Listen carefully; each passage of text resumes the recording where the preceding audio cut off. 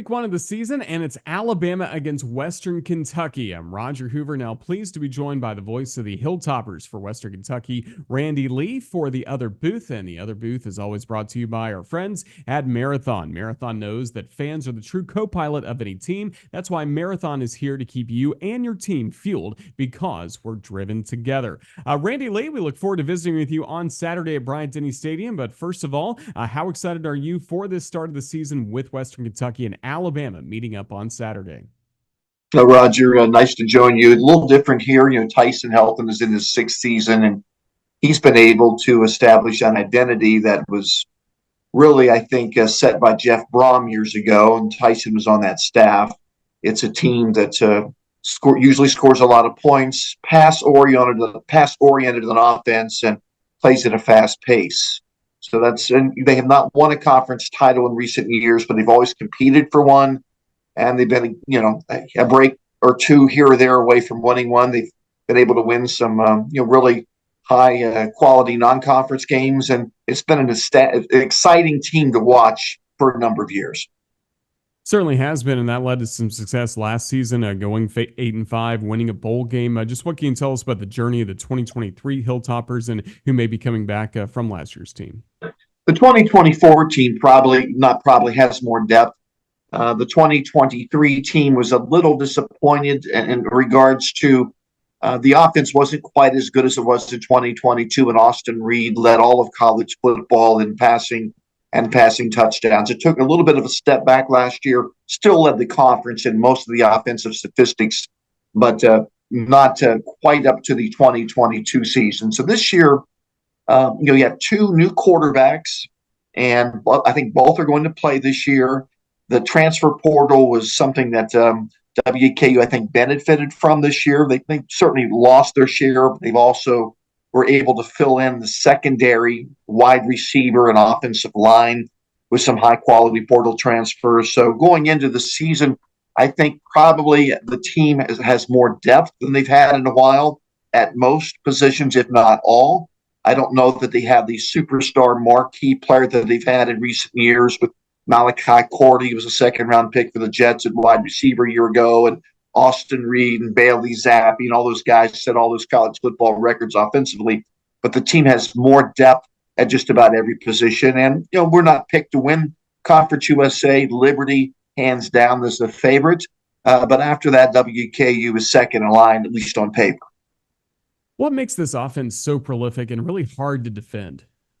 It usually starts at the quarterback position. And as of today, now things could change. But as of today, there are three quarterbacks in the NFL that played here. And it's a offense that when Bailey Zappi was here, he broke all of college football's single-season records.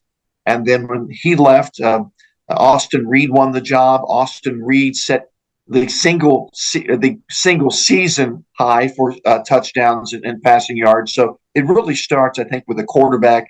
We've been blessed to have very good quarterbacks, maybe not at the Alabama level, but these quarterbacks have been very good, and it usually starts there. It's a team that primarily is a pass-oriented team, and we give up probably more points defensively than you would anticipate from a pretty good defense. But normally our offense scores so quickly, the defense is on the field and faces a lot of offensive snaps during the course of a game.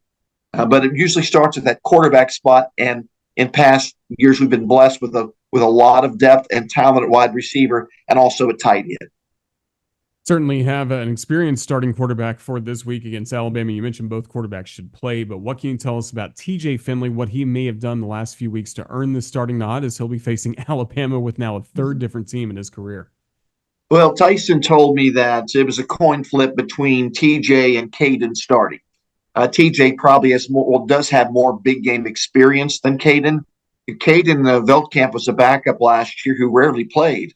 And then due to the starting quarterback, Austin Reed, deciding not to play in the bowl game, the backup was actually another quarterback, and he did not fare too well in the first quarter. So Caden Veldkamp, who had entered the portal a couple of weeks prior to the bowl game because he was asked to consider moving to tight end and didn't want to play tight end, he came in and had the greatest bowl performance probably of any Hilltopper quarterback ever, 380 some yards passing, 5 touchdowns, and about 80 yards rushing, leading the team from a 28-0 deficit to the victory.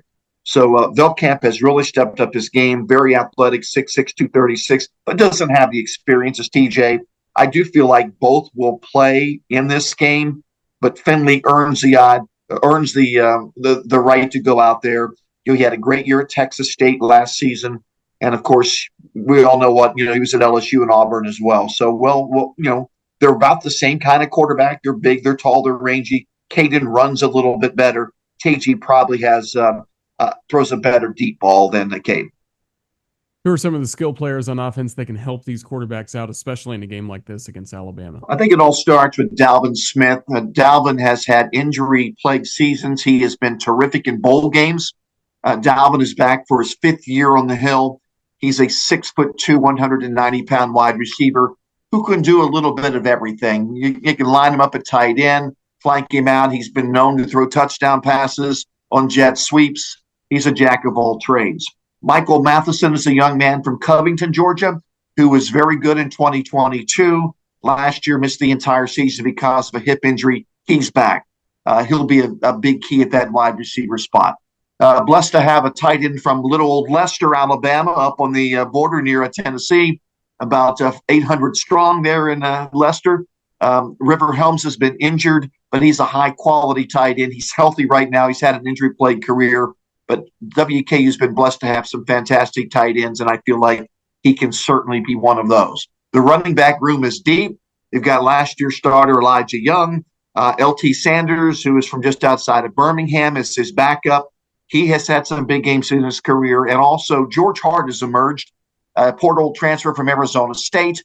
He's sort of the in-between the tackles runner, new player on the football team. So now we have some speed in Young and Sanders on the outside, and Hart's more of your banger up the middle, who does do a good job at catching passes coming out of the backfield. So those are really the marquee skilled people, with one more, Keyshawn Johnson. Keyshawn put up big numbers at Alabama State University. He has opened up some eyes here in camp. So Keyshawn Johnson's going to be a focal point to this offense as well. So that's the Hilltoppers on offense. How about on defense? What's the personality there? Who are some of the big stars? I've been here since 2007, broadcasting WKU sports, and this, I think, is our best group of corners that we've had in my tenure here. It all starts with Upton Stout. Upton was injured for about half of the season last year, which greatly hurt this defense. Stout is a high-quality defensive back. He was a number 1 rated portal player at his position last year. He went into the portal right before the bowl game. Then about a week or two after the bowl game, decided to come back. He is a very good corner and also nickel back. Anthony Johnson is another highly rated corner. In fact, on the video game that everyone now watches, he is the number 1 rated Hilltopper in that video game. And then there's a new player that's really emerging, Nazir Ward, big, lanky sophomore corner out of Miami. So you've got Stout, Johnson, and Ward, 3 fabulous corners. Linebacking has been down in recent years. They really like the portal transfer, Chandler Matthews, who's moved in from a Division III school, actually, to start in the middle. And then up front, really no marquee defensive linemen, but a lot of depth. You'll probably see 10 to 11 defensive linemen that will play. Hosea Wheeler, who is defensive end, was a second-team pick a year ago. He's probably the highlighted one. Deontay McCray was a freshman who was had a great freshman season last year. I look for him to have a big sophomore season as well. Obviously, the goal for Western Kentucky is to come to Tuscaloosa and get a win, but really, regardless of the final score, what would be some small victories that the Toppers can gain in this game that'll help them moving forward, especially getting into Conference USA? Well, I think they have a lot of competition. I mentioned the depth that this team has, and right now they don't really know who's going to step up and be the starters, like in the offensive line. They plan on playing maybe 10 offensive linemen in the game against Alabama, quite frankly, because there's so little separation in most of the starters compared to the backups.